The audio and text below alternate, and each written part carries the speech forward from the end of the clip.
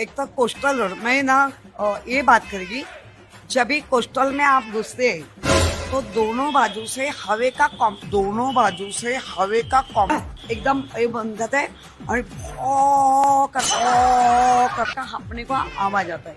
तो वो मुझे कैसा सुना देगा? उससे वो ज्यादा रहता है, उससे वो ज्यादा रहता। पैसा बर्बाद करना और कोई भी कॉन्ट्रैक्टर आके कहता है वो डिजाइन बना ये नहीं होना चाहिए। देखो आप जाओ ना वो रोड से, विंडो नीचे करो, सुनने को आते कि देखो।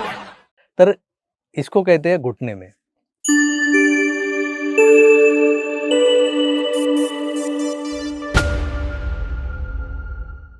शिवसैनिक हा निष्ठेसाठी प्रसिद्ध आहे। शिवसैनिक हा निष्ठावान असतो आणि ही निष्ठा आपल्या पक्षाप्रती किंवा आपल्या विचारधारेप्रती जेव्हा व्यक्त करण्याची वेळ येते तेव्हा शिवसेनेतले काही नेते जे आता उभाटा सेनेत आहेत, त्यातले एक नेते ज्या पद्धतीनं या निष्ठेचं वर्णन करतात, की शिवसैनिक हा त्या विचारांना कसा घट्ट धरून असतो. कारण शिवसैनिक आगापिछा काही बघत नाही.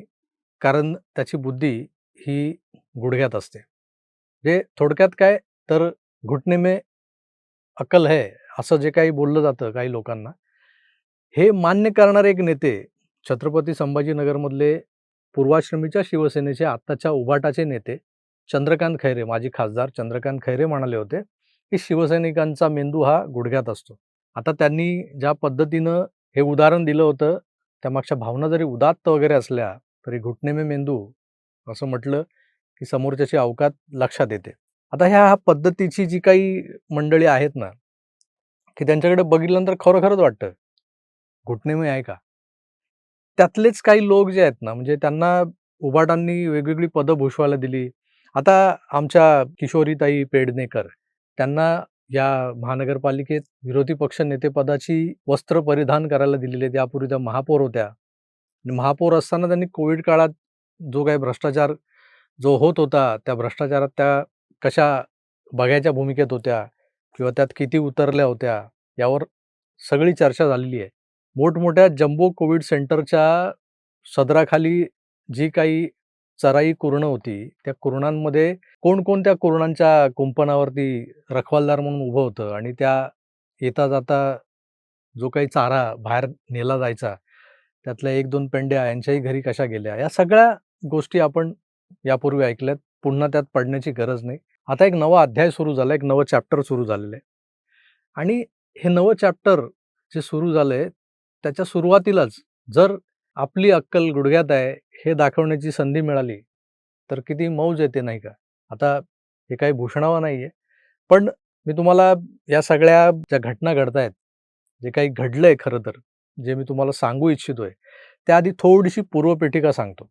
विषय असा आहे, की ताईंना आता विरोधी पक्षनेतेपद दिलंय उभाटा सेनेनं. पण त्यांना इतर कुठल्याही समित्यांमध्ये सदस्य म्हणूनही घेतलेलं नाही. होतं काय, की या सगळ्या समित्या ज्या असतात ना, त्या समित्या यासाठी स्थापन केलेल्या असतात, की तिथे किमान बुद्धिमत्ता असलेले नगरसेवक, लोकप्रतिनिधी त्या समितीमध्ये एकत्र बसावेत, त्यांच्या बैठका व्हाव्यात, मग त्यात चर्चा व्हावी. त्या विषयांवर साधक-बाधक चर्चा झाल्यानंतर त्यातून काहीतरी एखादा मार्ग निघावा आणि मग त्या योजना, ते प्रकल्प राबवले जावेत.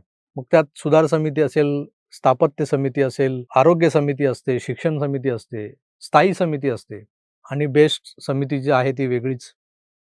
या सगळ्या समित्या मुंबईकरांच्या या जीवनमानाला उंचावण्यासाठी नवनवीन प्रकल्प, नवनवीन योजना आणि ज्या कार्यान्वित योजना सध्याच्या आहेत, त्यांना कशा योग्य पद्धतीनं कार्यान्वित केल्या जातील किंवा त्या कशा मार्गी लागतील, हे पाहण्यासाठी, हे ठरवण्यासाठी आणि हे प्रत्यक्षात घडवून आणण्यासाठी ज्या काही सूचना आणि तरतुदी केल्या जातात, त्यांचा जो गाभा असतो तो या चर्चेतून निघतो. मग त्यासाठी किमान चर्चा करण्याची किंवा विषय उपस्थित करण्याची, मुद्दे मांडण्याची जी काही अक्कल लागते, ती इथे मेंदूत असायला लागते.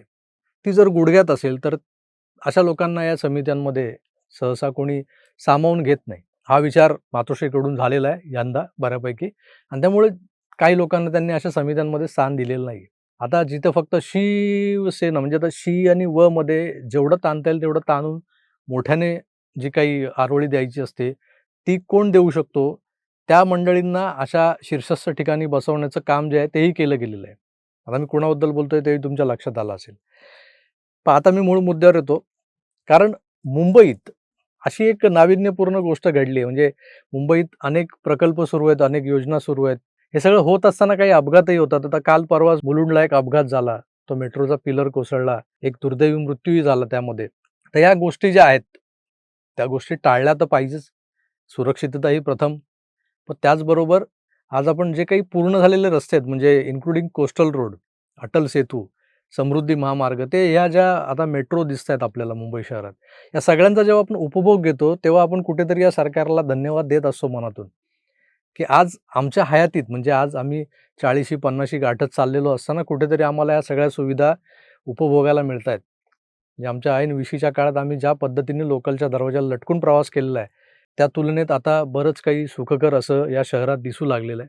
आणि त्याबद्दल आपोआप मनातून आपसूक म्हणा ना त्याला, की आशीर्वादाचे किंवा धन्यवादाचे काही आशीर्वचन बाहेर पडतात. असं होत असताना कुठेतरी एखाद्या चांगल्या प्रकल्पात काहीतरी ॲडिशन जेव्हा केलं जातं ना, मग ते ॲडिशन किती महत्त्वाचं आहे, त्याच्यासाठी किती खर्च झाला आहे, याच्याकडे न बघता, आणि त्यावर मी बोलणार आहे खर्चावर. मुंबईचा जो छत्रपती संभाजी महाराज कोस्टल रोड जो आहे, समुद्री महामार्ग जो आहे, त्या महामार्गावर 700 मीटरचा एक पट्टा आहे.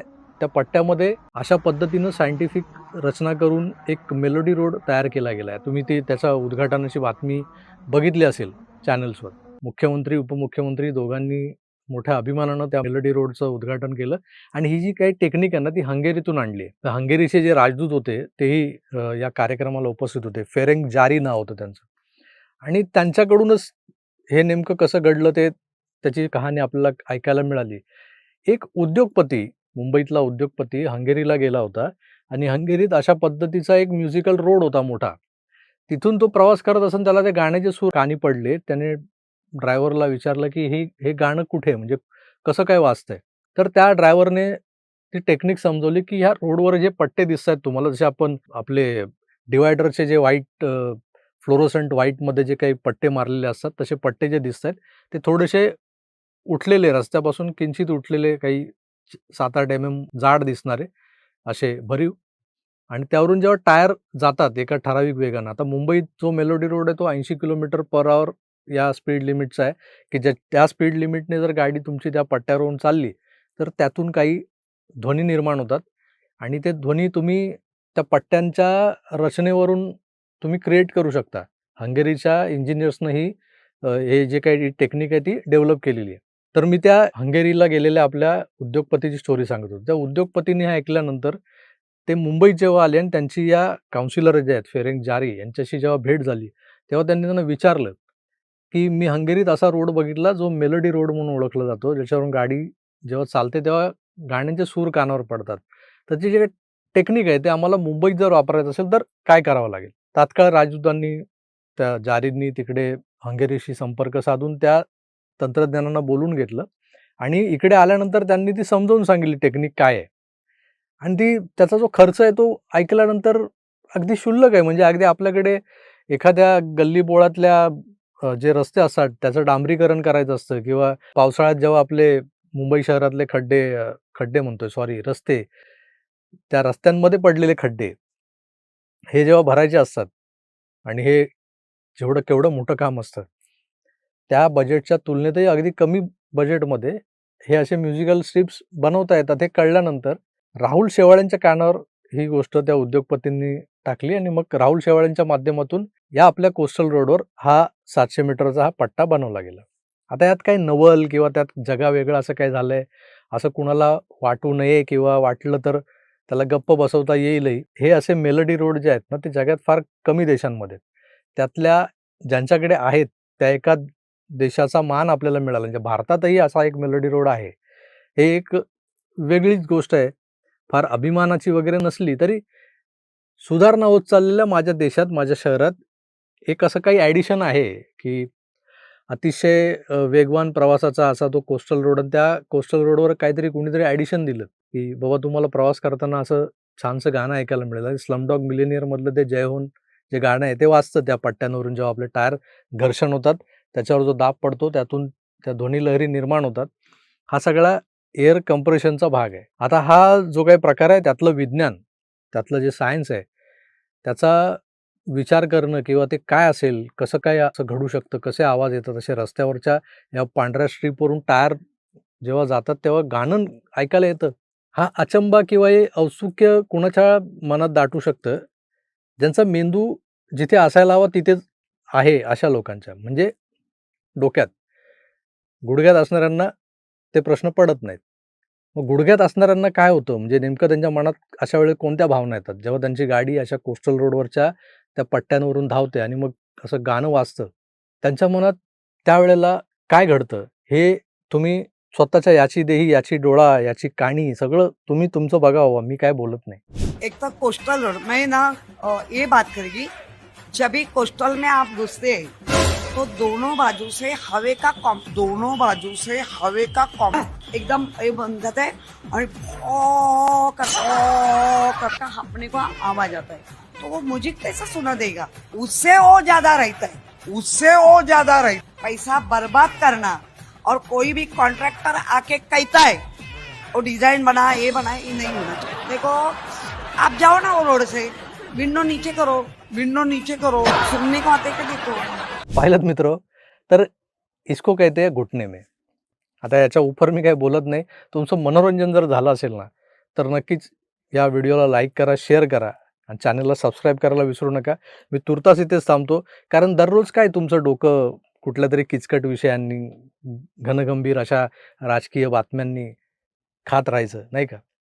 कारण तुमचं डोकं खाणं म्हणजे मेंदू खाणं झालं. कारण तुमचा मेंदू डोक्यात आहे याची मला कल्पना आहे. ज्या दिवशी घुटण्यात येईल तेव्हा आपण बघूच. तुर्तास इथेच थांबतो. पुन्हा भेटूच. तोवर आपली काळजी घ्या आणि पाहत राहा आपलं आवडतं YouTube चॅनल आकार DG9. धन्यवाद. नमस्कार.